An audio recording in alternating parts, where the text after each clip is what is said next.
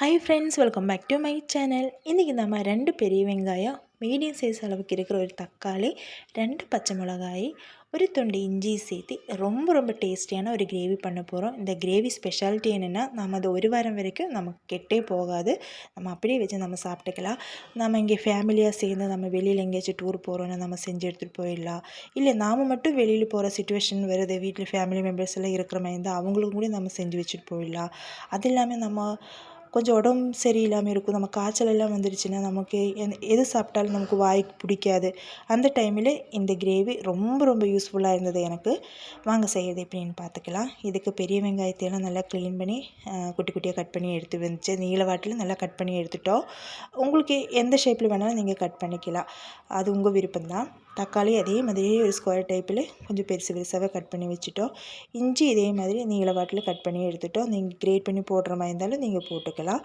இப்போது பச்சை மிளகாய் நடுவால் நண்டு கீரி அப்படி எடுத்து வச்சுருக்குறோம். இப்போது புளி ஒரு நெல்லிக்காய் சைஸ் அளவுக்கு இருக்கிற புளி கொஞ்சம் தண்ணியில் போட்டு வச்சுருக்கேன். அதே நம்ம நல்லா புளிஞ்சு நம்ம வடிகட்டி எடுத்துகிட்டு வந்துடலாம்.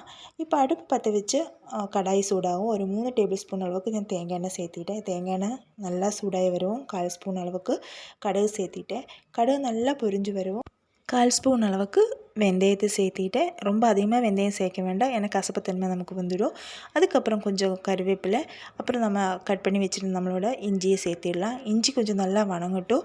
அதை லைட் ப்ரௌன் கலர் ஆகி வர வரைக்கும் நல்லா வணக்கி விட்டுடலாம். அதுக்கப்புறம் நம்ம கட் பண்ணி வச்சுருந்த நம்மளோட பச்சை மிளகாய் சேர்த்திட்டோம். இப்போது பெரிய வெங்காயத்தை நம்ம சேர்த்த போகிறோம். பெரிய வெங்காயம் சேர்த்துறதுக்குள்ளே நம்ம கட் பண்ணி வச்சதுக்கப்புறம் நம்ம கை வச்சு நல்லா உதிரியாக பண்ணி விட்டுருங்க.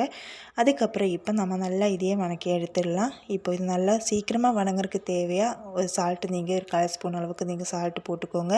அதுக்கப்புறம் நம்ம நல்லா இதையே வணக்கி எடுக்க போகிறோம்.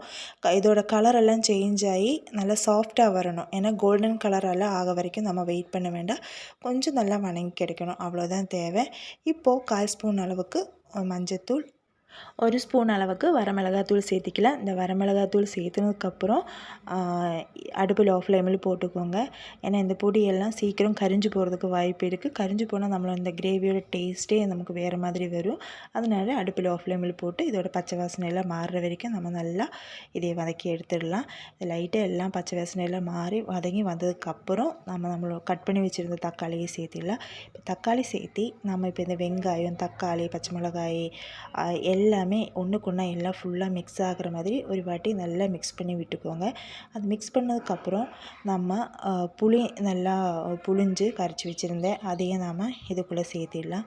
இப்போ புளித்தண்ணி சேர்த்தி ஒரு வாட்டி நல்லா மிக்ஸ் பண்ணி, இப்போ இதுக்கு நமக்கு கிரேவிக்கு எவ்வளோ தண்ணி தேவையோ அப்படின்னு பார்த்து நான் ஒரு 1/2 டம்ளர் தண்ணி தான் நான் சேர்த்திருக்கேன்.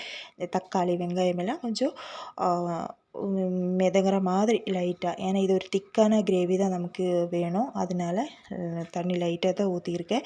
இப்போ இதையை நம்ம க்ளோஸ் பண்ணி வச்சிடலாம். இடையில் பார்த்தீங்கன்னா நீங்கள் ஓப்பன் பண்ணி நல்லா ஒரு வாட்டி நீங்கள் நல்லா மிக்ஸ் பண்ணி இடையில் விட்டுக்கோங்க. ஏன்னா இது அதுக்கப்புறம் நீங்கள் க்ளோஸ் பண்ணி வேக வச்சிடலாம். தக்காளியெல்லாம் நமக்கு நல்லா வெந்து வரணும், அது அப்படியே அதில் இருக்கக்கூடாது. அதனால் அது மட்டும் நீங்கள் கரெக்டாக பார்த்துக்கோங்க. இப்போ பாருங்கள், தக்காளி வெங்காயம் எல்லாம் நமக்கு கரெக்டாக நல்லா வெந்து வந்துடுச்சு.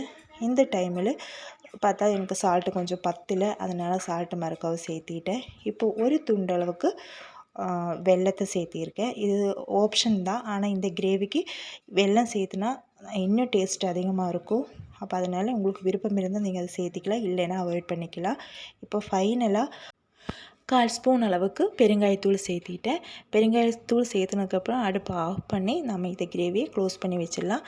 ஒரு 3 இல்லைன்னா ஒரு 4 நிமிஷத்துக்கு அப்புறம் தான் நீங்கள் எகைன் ஓப்பன் பண்ணி பார்த்தா நம்மளோட கன்சிஸ்டன்சி தான் இப்படி தான் இருக்கும். கிரேவியெல்லாம் நல்லா சுண்டி நல்ல திக் கிரேவியாக நம்மளுக்கு வந்திருக்கு. இப்போ இதையை நம்ம சர்வ் பண்ணிக்கலாம். இன்னும் உங்களுக்கு நல்லா கரெக்டாக இன்னும் நல்ல தொக்கு மாதிரி வேணும்னா இன்னும் அடுப்பில் கொஞ்சம் நேரம் கூட்டிட்டு லோ ஃப்ளேமில் போட்டு நீங்கள் போட்டு எடுத்துட்டிங்கன்னா இன்னும் உங்களுக்கு நல்லா சுண்டி கிடைக்கும். இது ஒரு வாரத்துக்கெல்லாம் நம்ம அப்படியே வச்சிடலாம், ஒன்றும் ஆகாது. இது கரெக்டாக சொல்லணுன்னா நம்மளோட சாப்பாடுக்கு ரொம்ப ஆப்டாக இருக்கும். ஏன்னா அதில் பிசைஞ்சு சாப்பிடும்போது நமக்கு எந்த சைட் டிஷ்ஷும் நமக்கு வேண்டியதில்லை. அவ்வளோ ஒரு சூப்பராக இருந்தது.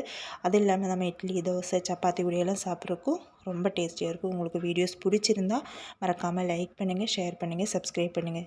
சப்ஸ்கிரைப் பண்ணும்போது ஆளுங்கிற ஆப்ஷன் மறக்காமல் எனேபிள் பண்ணி விட்டுருங்க. அப்போ தான் நான் போடுற நோட்டிஃபிகேஷன் உங்களுக்கு வந்து சேரும். பார்க்குறது மட்டும் இல்லாமல் ஒரு வாட்டியாவது நீங்கள் செஞ்சு பாருங்கள். செஞ்சு பார்த்துட்டு ஃபீட்பேக் மறக்காமல் சொல்லுங்கள்.